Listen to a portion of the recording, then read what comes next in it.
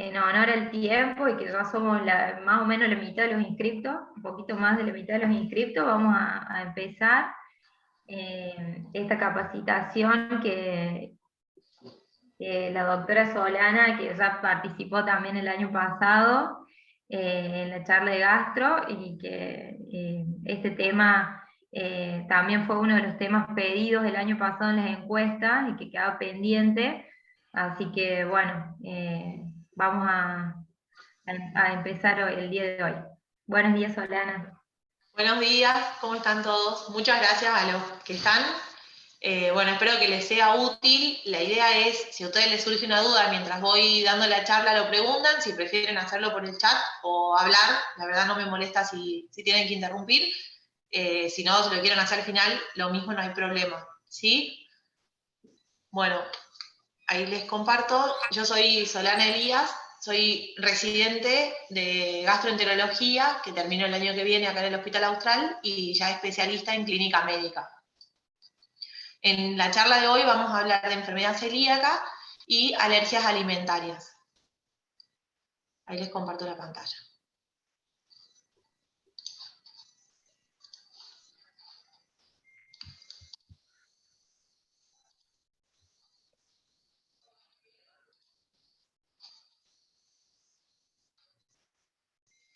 Bueno, vamos a empezar hablando de enfermedad celíaca.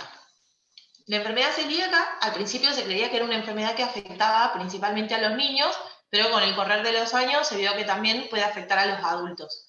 La prevalencia se calcula en el 1% de la población mundial. Eso, si uno lo pone, digamos, pensando que la población tiene más de 70 billones de habitantes, o sea, que en el mundo hay más de 70 billones de habitantes, casi 70 millones serían celíacos. De ese diagnóstico que uno hace, el 1.4 lo hace por anticuerpos y el 0.7 logra hacerse por histología, o sea, hacer una endoscopía y tomar biopsias del duodeno para confirmar la enfermedad. El 85% de las personas que se cree que son celíacas no fueron diagnosticados. Y en general, lo que se ve ahora, sobre todo, es que se presentan con síntomas atípicos. Ya no es la clásica, viste, cuando te decían que tiene diarrea, que le genera, ahora se puede presentar, digamos, uno se empieza a estudiar más y ve que lo puede presentar como constipación o de otras formas que uno antes no buscaba enfermedad celíaca, y por eso tenemos tantos subdiagnósticos. En cuanto a lo que es la prevalencia en Latinoamérica, nosotros en Latinoamérica en general tenemos subregistro de las enfermedades, lo mismo pasa con la enfermedad celíaca, entonces primero tenemos poco diagnóstico porque lo buscamos poco, y por otro lado lo que se encuentra no se registra, entonces todo eso genera que haya poca prevalencia. Pero en principio lo que se ve en Argentina entre el 0,5 y 1,2%, que es lo que coincide a nivel mundial. Uruguay el 1,6%. En Chile, que parece tener menos, les pasa lo mismo que en algunas provincias nuestras, tienen su registro. México llega a tener algunos lados registro hasta el 2,6%, y Brasil es bastante parecido a lo que es en Argentina. En cuanto a los factores de riesgo, el primer factor de riesgo es algún familiar de primer grado que tenga enfermedad celíaca. Entonces, cuando uno hace un diagnóstico de enfermedad celíaca, si es, digamos, la madre, se tiene que estudiar los hijos y los hermanos de esa persona. Si fuera el hijo, se estudia a los padres, los hermanos y, digamos, los hijos si tuviera esa persona también. Otras patologías que se pueden asociar frecuentemente a la enfermedad celíaca son la diabetes, sobre todo la tipo 1, que es autoinmune, la enfermedad tiroidea autoinmune, como una tiroiditis, por ejemplo, de Hashimoto, alguna enfermedad hepática, como hepatitis autoinmune o una colangitis esclerosante, que tienen algún grado de inmunidad en su fisiopatología, el síndrome de Down, síndrome de Turner, y el síndrome de Williams, que es también otro síndrome raro, una alteración de una monosomía del cromosoma 7. Y después también, por ejemplo, un déficit selectivo de IgA. En la población general hay un 5% que tiene déficit de inmunoglobulina A y tienen mayor riesgo de tener enfermedad celíaca. Para que se desarrolle la enfermedad celíaca tenemos que tener 3 factores que van a interactuar: el medio ambiente, la barrera mucosa que se altera y la genética. Todo eso es lo que logra que se genere esa autoinmunidad y uno termine desarrollando la enfermedad celíaca. Cuando vamos a hablar de la enfermedad celíaca, la proteína, digamos, son de las gliadinas que la contienen el gluten. ¿Qué cereales contienen el gluten? Trigo, avena, cebada y centeno. La avena, ¿por qué la ponemos separada? Porque en general, muchos lugares donde se almacena el trigo, la cebada, el centeno, como es contra cosecha la avena, también se la almacena ahí o tienen contaminación cruzada en el transporte. Entonces, pero pueden llegar a conseguir avena que sea libre de gluten. O sea, no, digamos, podría llegar, digamos, hay lugares orgánicos y demás que solo almacenan avena y eso sí se podría llegar a consumir. En cuanto a las, digamos, las proteínas, son las gliadinas y las gluteninas. Entonces lo que hacen son estos péptidos derivados de las alfa-gliadinas, van a generar una respuesta inicialmente a los linfocitos T de la barrera mucosa, que estimulan a los linfocitos B y terminan generando los anticuerpos. Los anticuerpos más específicos son el antiendomicio y los antipéptidos de aminado de gliadina, que es como el más específico y sensible de todos los anticuerpos. El antiendomicio también es como la cereza del postre, es el mejor, lo que pasa es que es muy caro ese anticuerpo, por eso volví a la diapositiva, y en general usamos más el de aminado. En cuanto a la variabilidad clínica, que era lo que estábamos hablando, es muy poca la población que se presenta con enfermedad celíaca asintomática o con síntomas clásicos. La mayoría es subclínica o silente o con síntomas atípicos. Entonces uno realmente tiene que pensar que el paciente puede tener enfermedad celíaca y hacerle esa búsqueda activa. Los síntomas clásicos de la enfermedad celíaca son las 4D: diarrea, distensión, dolor abdominal y desnutrición. De esos pacientes que tienen síntomas clásicos, solo el 27% se van a presentar así. El 52% puede ser con formas atípicas, como anemia, o sea, a partir de una anemia, estudiar y encontrar enfermedad celíaca.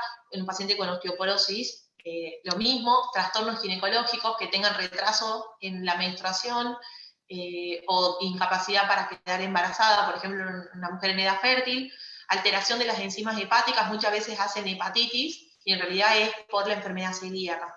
Y hay un 20% más o menos que puede ser silente, que son, por ejemplo, familiar de un paciente celíaco que no sabía o no notó los síntomas, que a veces se presentan solo, por ejemplo, como constipación, y uno cuando hace el interrogatorio de ese familiar, uno le pregunta del hábito evacuatorio y te dice, no, en realidad soy constipado, voy 2 veces a la semana o 1 vez por semana del cuerpo. Uno busca y termina encontrando la enfermedad celíaca.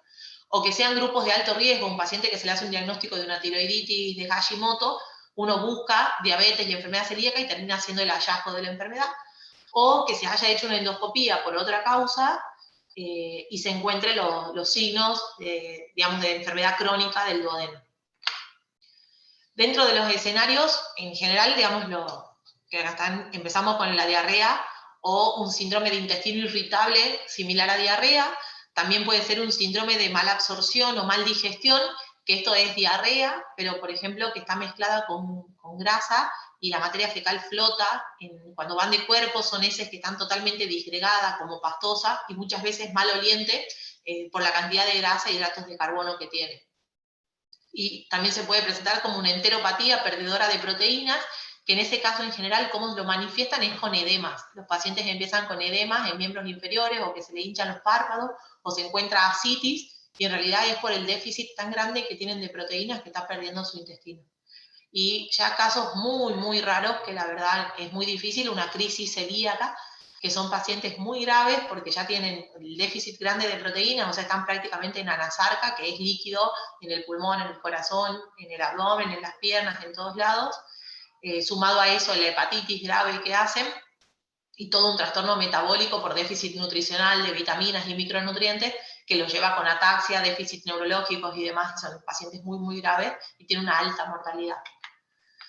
¿A quiénes vamos a estudiar entonces con que uno sospeche o quiera buscar enfermedad celíaca? Pacientes que vengan con diarrea crónica o intermitente, o sea que hagan a veces alternancia del hábito evacuatorio, que tengan pérdida de peso o alteración de crecimiento, sobre todo en los chicos. En los adultos es más difícil porque ya el hueso es como que está sellado y el crecimiento alcanzó su máximo, pero en los chicos se puede ver el retardo en el crecimiento, o que se detenga. Venía creciendo bien y de golpe empieza a no crecer.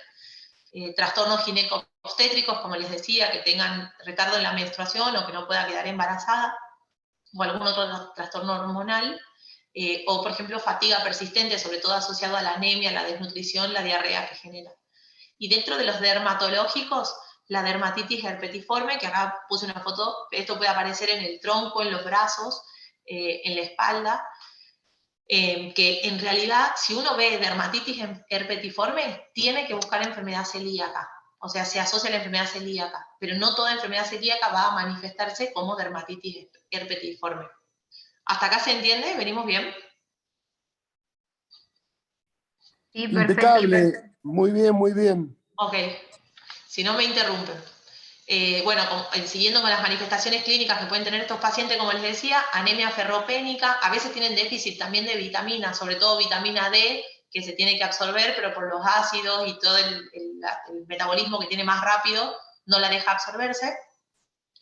Y eso lleva a trastornos neurológicos, déficit de la visión por incapacidad para absorber la vitamina A, la alteración del hepatograma, ataxia, que tiene también que ver con los micronutrientes y trastornos neurológicos que se asocian, y alguna fractura patológica como osteopenia o osteoporosis como enfermedad de base por el déficit de vitaminas y calcio. En cuanto al diagnóstico, lo primero es la sospecha clínica, o sea, pensar que el paciente puede tener enfermedad celíaca. Si ese paciente uno lo sospecha, inicialmente empezar con un laboratorio. Si uno encuentra anemia, alteración del hepatograma, un déficit de vitaminas, uno debería completar, por eso le pedimos el laboratorio, y ahí agregaríamos los marcadores serológicos, que después les explico cuáles elegimos o elegiríamos según el paciente. Y si con todo eso no llegamos al diagnóstico de enfermedad celíaca, terminamos completando el estudio con una endoscopía con toma de biopsia, que ese es el gold estándar para el diagnóstico. Dentro de las serologías que tenemos disponibles está el antitransglutaminasa, que puede ser IgA o IgG.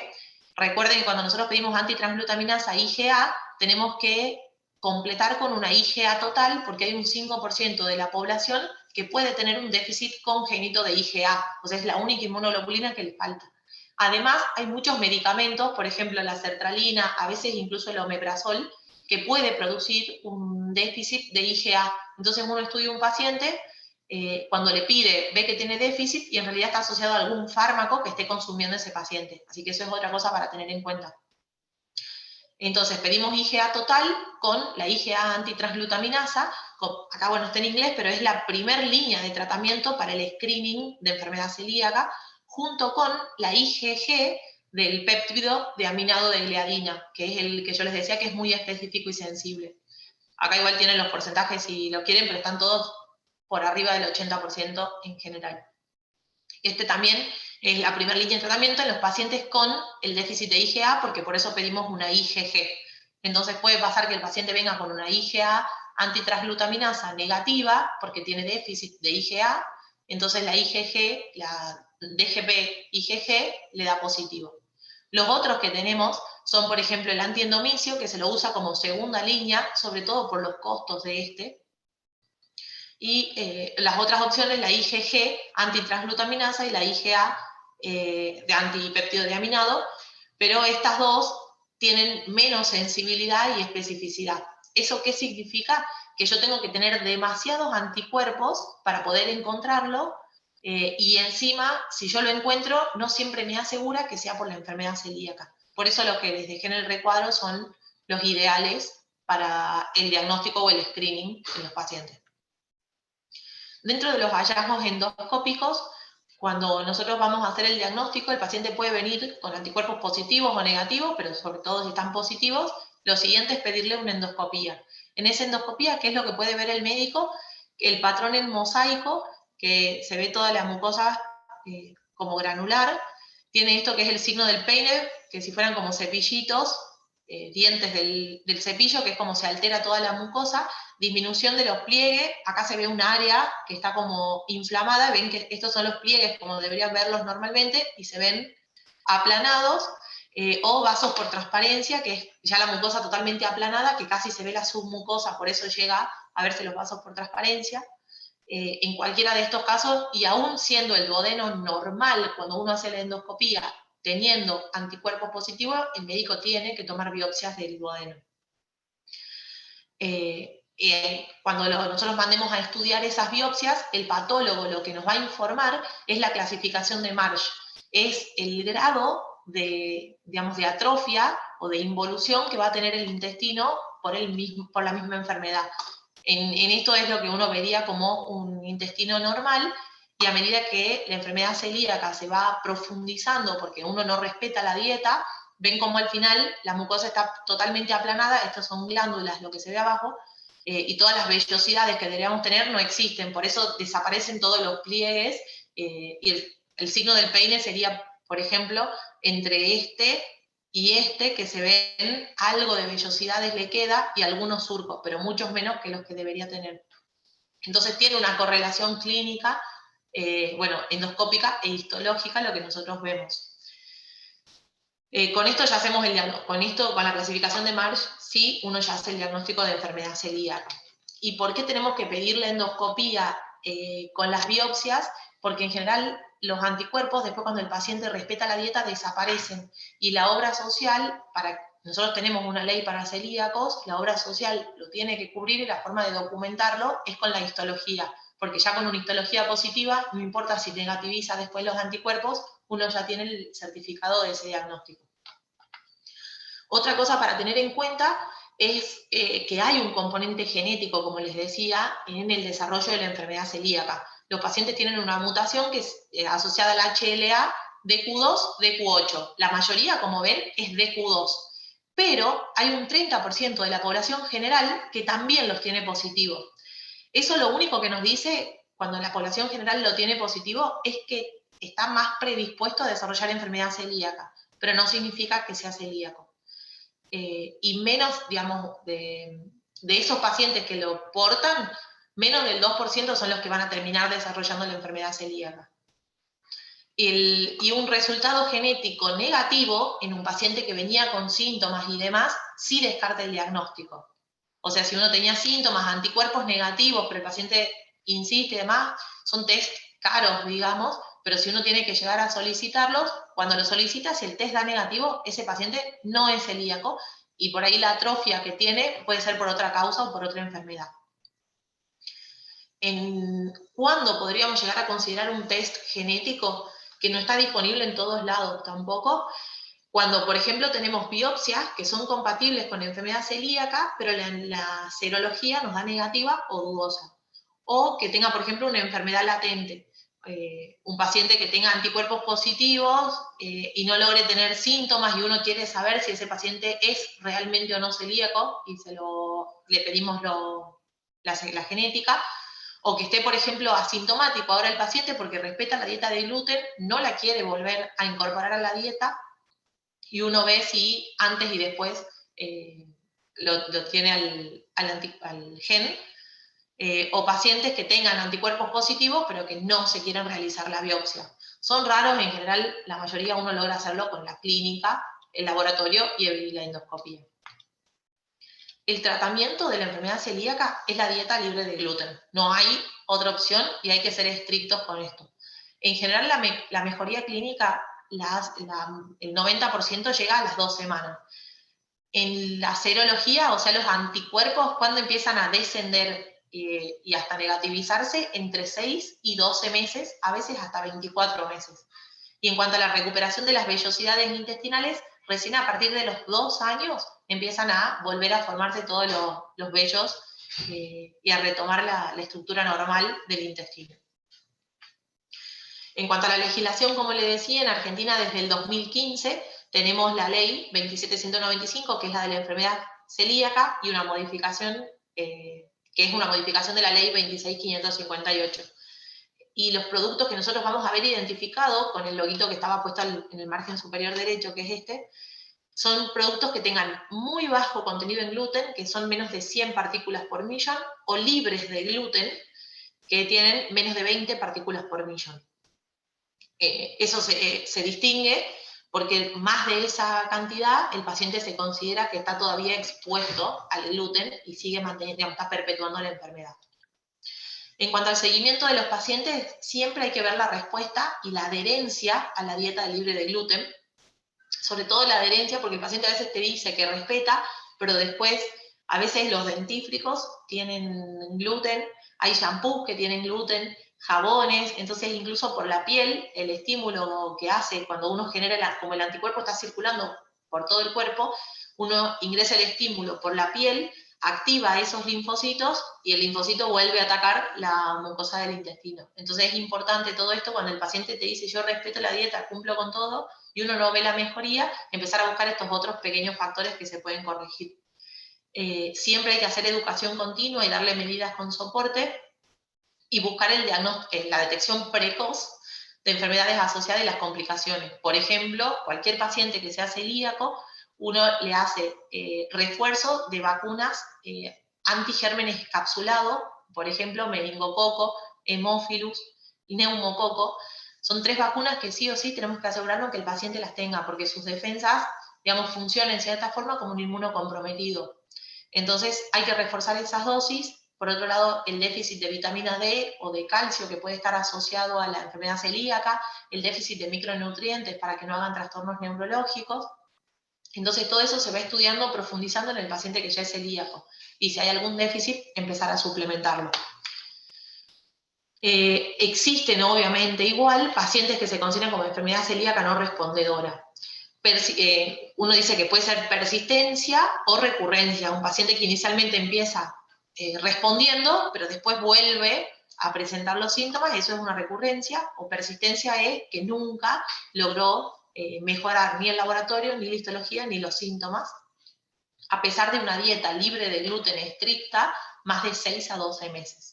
Se va a presentar más o menos en un 20 a un 30% de los casos, y en esos pacientes, uno siempre, como yo le decía, busquen estos pequeños factores que pueden estar haciendo que no se cumpla estrictamente la dieta, y si no, uno puede llegar a considerar una enfermedad celíaca refractaria. En ese caso siempre, cuando estos no responden a la dieta libre de gluten, hay que ver la revisión de ese diagnóstico de la enfermedad celíaca, si no habrá sido por otra causa, si hay, repetir obviamente las serologías y eventualmente una nueva endoscopía con toma de biopsias, y siempre con el cumplimiento de la dieta.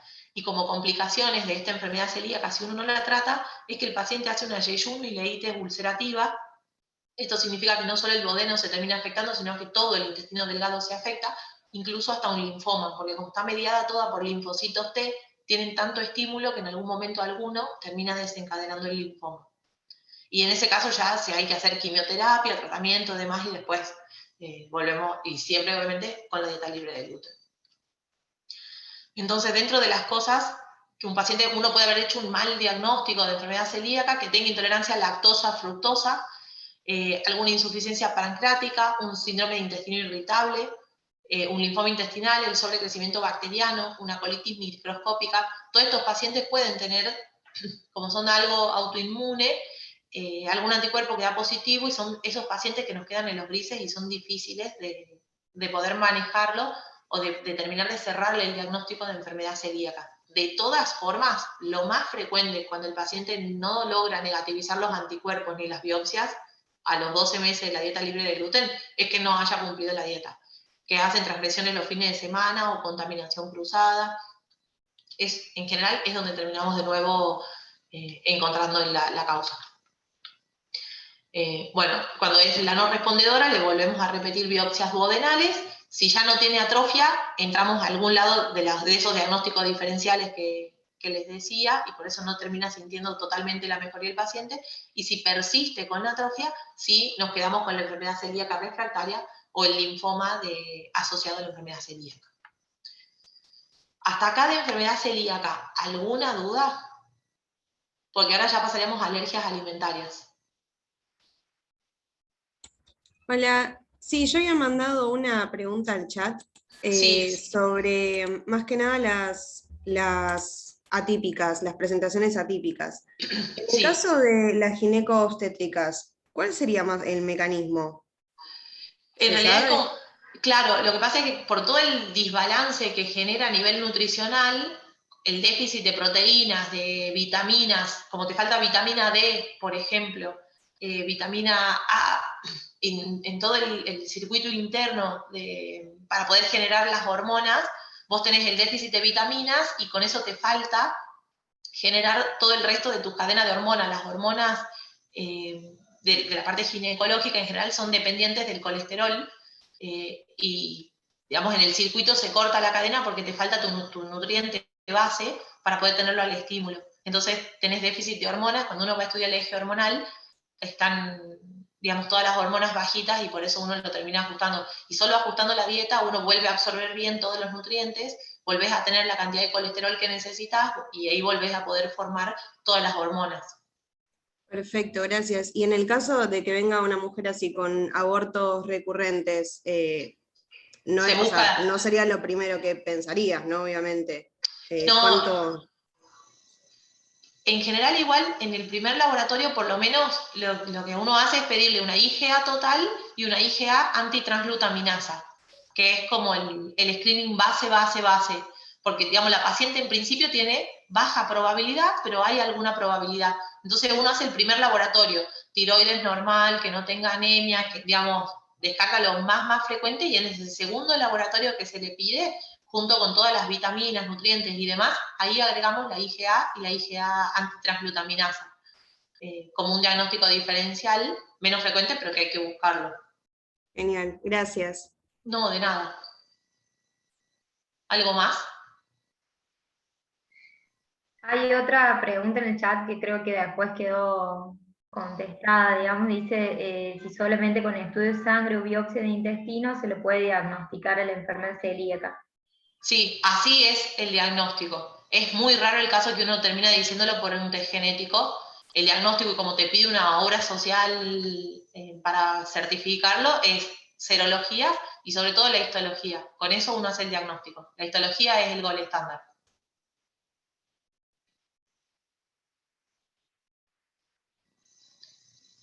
Nada más. Bien, creo que esas fueron las únicas dos preguntas que Ok. había. Igual si después se les ocurre algo más, preguntan. En cuanto a la enfermedad, ahora terminando con eso, vamos con alergias alimentarias, que es otra de las patologías que muchas veces nos consultan. En cuanto a las alergias e intolerancias alimentarias, son reacciones adversas a los alimentos, se da más frecuente en los países industrializados, casi un 20%, más todavía en los pacientes con síndrome de intestino irritable, y en general se pueden relacionar con intolerancia a los hidratos de carbono.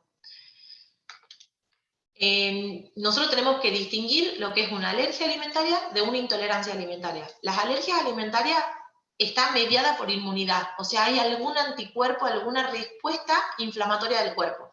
En este caso hay algún alérgeno del alimento que estimula, eso genera aumento de la inmunoglobulina E, que tiene que ver con, digamos, de la parte de la alergia, y liberación de la histamina por mastocitos y basófilos, que son otras de las células que están circulando. Esto es lo que nos habla de que hay una respuesta inmune del cuerpo contra ese alérgeno. En cambio, en la intolerancia alimentaria, el paciente va a tener los síntomas, pero no tiene una respuesta clínica, o sea, su IgE, sus mastocitos y demás, todo va a estar normal. Y lo que sí tiene puede haber sido por intoxicación, por alguna causa metabólica, digamos que su cuerpo no pueda procesar bien ese alimento, a veces, por ejemplo, un déficit de lactasa, que a veces pasa del intestino, alguna causa psicógena, que el paciente tenga rechazo a esa comida puntualmente por algo, digamos, más psicológico o algún trastorno que haya tenido, o reacciones farmacológicas. En ese caso no está mediado por inmunidad, sino que hay otra causa subyacente para que tenga esa intolerancia. Cuando hacemos el diagnóstico hay que ir a una historia clínica que sea detallada, hay que evitar esos falsos negativos, por ejemplo, que el paciente no esté tomando loratadina, desloratadina, ningún antihistamínico, porque tenemos las alergias que van a depender de eso. Y si el paciente lo toma, nos está alterando esa respuesta. Lo que se puede hacer son pruebas cutáneas, eso lo hace el alergista. Acá yo les puse algunos ejemplos, pero se ponen distintos alérgenos, se ponen vía subcutánea y se ve la respuesta, o sea, si el cuerpo genera o no inflamación contra ese alérgeno. En el laboratorio, la muestra de sangre para ver esto de la IgE, por ejemplo, o la composición de los glóbulos blancos que tiene ese paciente. Y también lo que se hace son pruebas de provocación o exposición. La provocación es decir, bueno, vas a comer cierto alimento y ver si genera o no una respuesta. Y en las de exposición, lo que uno hace es sacar, digamos, ponemos y sacamos alimentos para ver si lo expongo o lo saco, si mejora, empeora o a qué se asocia. Pero se los va haciendo no en todos los alimentos, sino de a uno, por ahí por más frecuencia a menos frecuencia. Dentro de las manifestaciones clínicas que van a tener estos pacientes, tenés gastrointestinal, dolor, náuseas, vómitos, diarrea, lo mismo lo otro, pérdidas de proteínas. En cuanto a las cutáneas, pueden aparecer ronchitas, que son como la urticaria, la piel como inflamada, que se edematice, también se puede inflamar, perdón, está mal escrito, pero es garganta, se puede inflamar la boca, o sentir que le cuesta más para tragar, o la lengua, que tenga enrojecimiento o prurito, y bueno, lo más grave, un edema más generalizado. Sobre todo se hace facial y de los párpados. En cuanto a los respiratorios, estornudos, congestión, asma y lo más grave, un edema de glotis, todos los respiratorios se asocian más con las alergias alimentarias, no con la intoxicación. Y lo más grave, obviamente, una anafilaxia, que puede llegar a un shock anafiláctico ese paciente, que ya tiene compromiso hemodinámico, es un paciente grave. En cuanto a la dieta, los alimentos más alergénicos son la leche de vaca, el huevo y los quesos que van asociados con la leche. Entonces uno lo primero que hace es, por ejemplo, sacar la leche. Sacamos la leche, vemos si va mejorando y uno después va haciendo la exposición y, por ejemplo, solo leche, solo yogur, solo un tipo de queso, solo otro, y ver qué tolera o qué no ese paciente. En cuanto al huevo, hay que tener cuidado con las vacunas, porque las vacunas, cuando hacen los viales, o sea, en qué las montan en las vacunas, son proteínas muchas veces del huevo. Entonces, si el paciente es alérgico, eso hay que avisar. Después los pescados, los mariscos, algunas especias como la pimienta, los frutos secos, las nueces, por ejemplo, almendras, y algunas frutas como la frutilla, el kiwi, papaya, son alimentos muy, muy alérgenos. Entonces son de los que vamos tratando de buscar y distinguir si ese paciente es o no alérgico.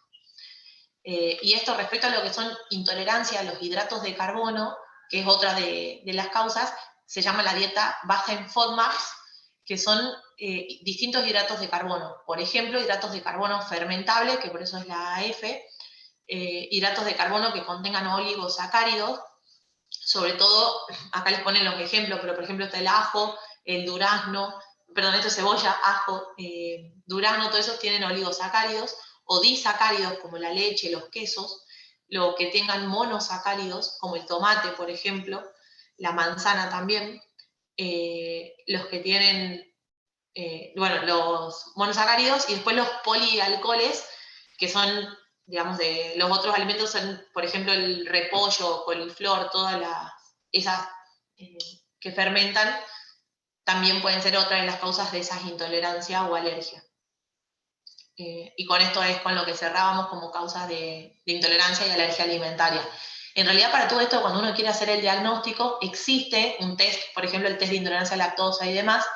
En realidad el test es muy poco sensible, porque si el paciente viene con síntomas y uno lo sospecha, lo primero es descartar que no sea una alergia. Pero si no es alergia y es intolerancia, lo que uno va a hacer igual es sacarle el alimento e ir haciendo la prueba de exposición, digamos, ir eligiendo qué alimentos puede ir incorporando y ver cómo los va tolerando. Pero bueno, eso es el manejo, no es que hay algo específico que uno dice, bueno, le hago un test de lactosa, de intolerancia a la lactosa y con eso me quedo. No, porque si el test me da negativo, yo igual voy a tomar una conducta con ese paciente. ¿Sí? No sé si hay algo más. Y eso, con eso ya me despido.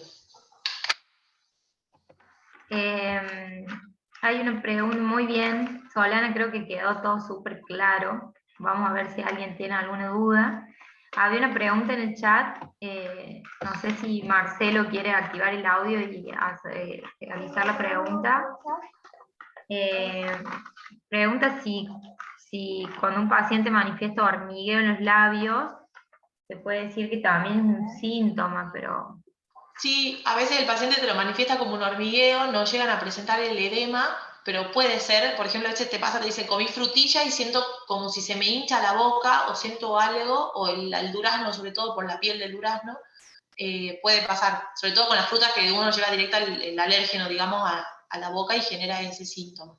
En esos pacientes que tienen algún síntoma es importante descartar las alergias, porque así como se le hincha la boca, en algún momento se puede hinchar la lengua o la glotis y hacer un edema de glotis, y eso sí sería grave en el paciente. Bien. Ahí el doctor levanta la mano, el doctor no la...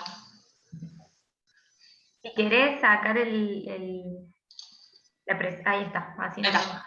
Sí, así nos vemos. El doctor Nolasco no se levantaba la mano, no sé si quiere decir algo. Maneje con cuidado, Doc. Sí. Está sin audio. No se lo escucha, Doc.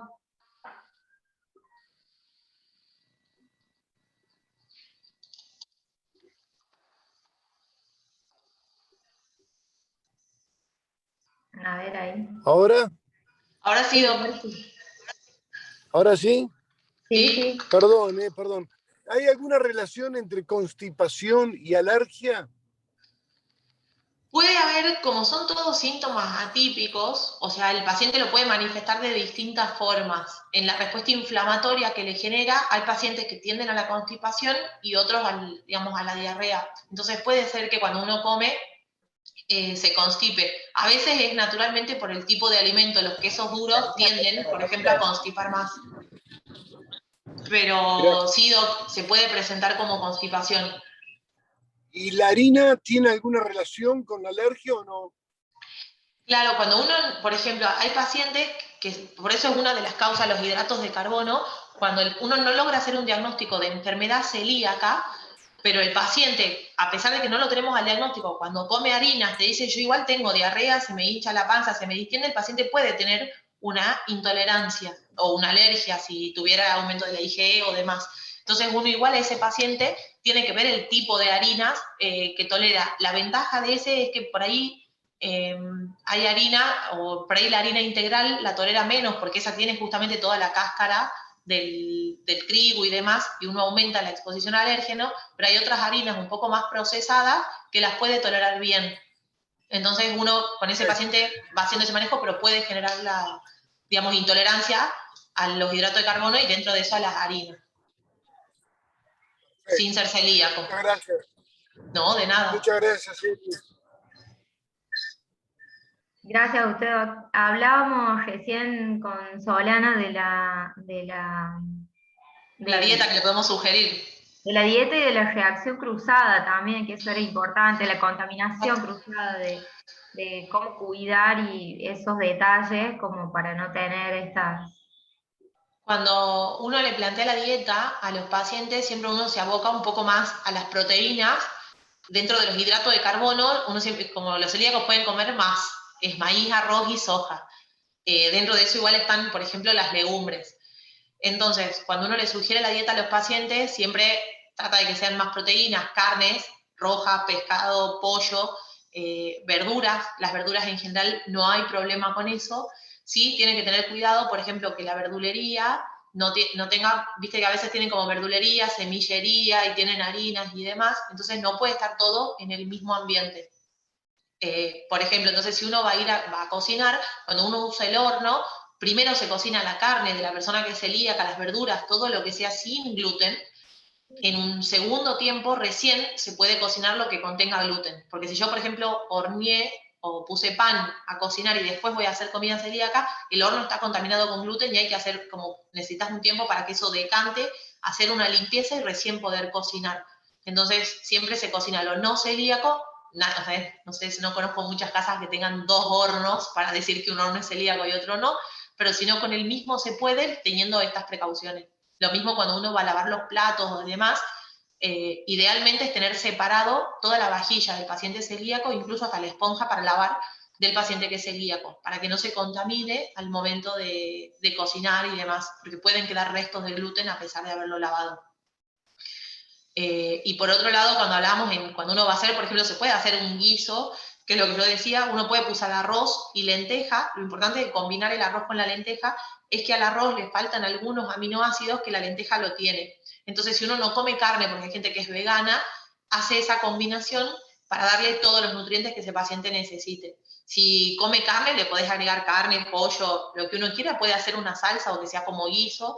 Si la salsa esa que hacemos no puede tener los cubitos, por ejemplo, el cubito, los calditos que vienen en cubos, esos no, porque no son libres de gluten, tienen hidratos de carbono para darle la forma y demás, o sea, tienen gluten, no, pero sí podés poner tomate o una salsa de tomate que sea libre de gluten, se le puede poner sal, pimienta, o sea, el resto de condimentos se pueden usar.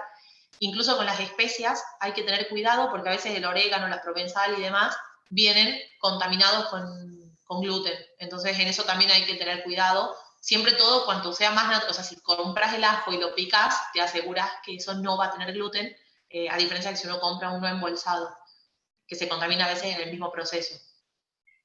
Sol, hay una pregunta, que Sí. si en los bebés cambian los síntomas. ¿Cómo?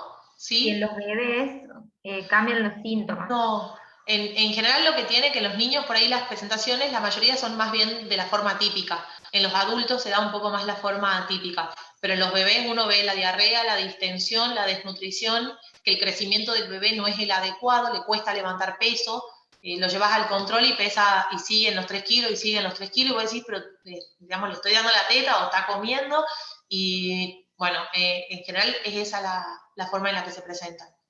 En ese caso de los bebés lactantes, la madre tiene que hacer la dieta, digamos. Sí, la madre tiene que hacer la dieta por el bebé porque como es una proteína tan chiquitita, traspasa la leche de la madre y tenés algún riesgo de que el bebé le genere esa intolerancia. De hecho, la madre incluso se le saca la lactosa, o sea, no puede tomar leche de vaca con lactosa, porque eso también genera inflamación en el intestino y perpetúa, digamos, la agresión que le estamos generando. Entonces hacen una dieta incluso un poco más estricta para que no haya ningún tipo de alérgeno que le pueda generar la molestia al bebé, hasta que uno logra recuperarlo, remontarlo y hacer todo el diagnóstico. Perfecto. ¿Alguna otra pregunta? Lo vi conectado por ahí, Aníbal, pero está muy callado. Aníbal Mogros. Sí, Ahí yo tengo sale. otra pregunta, Sí, perdón. Bárbara. ¿Hay como algún estudio que tenga que ver con lo psicológico? Porque a nosotros nos pasó que nos fuimos una vez un grupo de compañeros todos juntos y teníamos un chico que era celíaco y Sí. él como que acusaba que era una celiaquía muy grave, ¿no? Como esto que vos decís, que ni la esponja se podía compartir. Bueno, nos pasó que eso, como que se mezclaron las esponjas y el tema de los cubiertos. El chico no se enteró y al final no le pasó nada. Y todos nosotros comíamos, bueno, cosas con gluten porque no teníamos ningún problema. Entonces, ahí Sí. puede ser que también exista como una parte psicológica de que también vos sabés que vas a comer algo y que tiene gluten o Y algo te genere así. síntomas. Sí. Lo que termina pasando en realidad es por ahí, digamos, algo de síntomas lo sienten.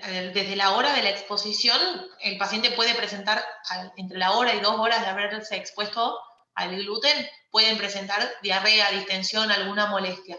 Lo que también pasa cuando el paciente tiene esos, digamos, el componente, por ahí el estrés emocional, es que son pacientes que en general tienen síndrome de intestino irritable. Entonces tienen la celiaquía más el síndrome de intestino irritable.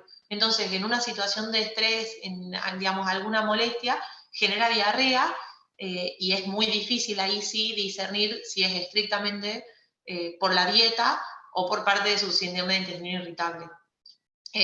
Pero una sola exposición, o sea, cuando uno hace el estudio, para cuando bajan los anticuerpos y en los estudios, en los trabajos de esos pacientes, en realidad no es que nunca más se exponen al gluten, sino que la exposición al gluten es tan baja que no logra generar una respuesta inmunológica para que vuelva a aparecer la enfermedad.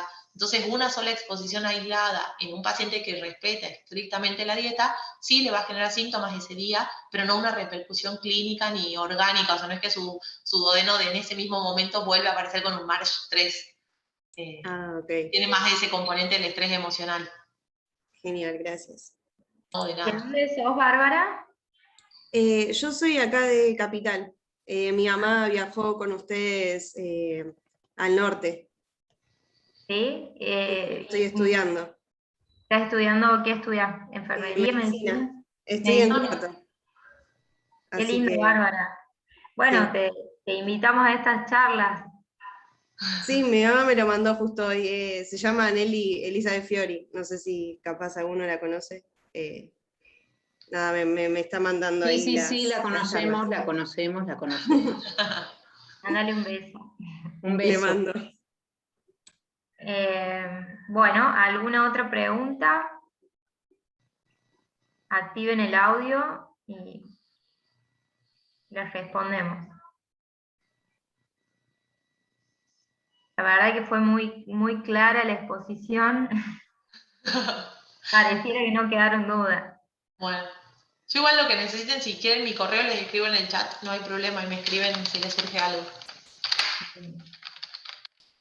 Y recuerden que tienen que estar inscriptos, que enviamos ahí por el chat, aquellos que no están inscriptos, que tienen que estar inscriptos. Gracias. bien. Bueno, Solana, te vamos a dejar que siga, Solana está trabajando, así que vamos a dejar que siga con sus pacientes. Muchísimas gracias por hacerte No, este de nada. tiempo y colaborar con nosotros. Siempre invitada, así que a participar y bueno, una vez más Muchas gracias. No, Gracias gracias a ustedes. por conectarse hoy y vamos a dejar que la doc siga atendiendo a sus pacientes. Que tengan buen fin de semana. Un gusto. Un buen fin de para todos. Que estén bien. Chau, chau. Chao, Solana, gracias.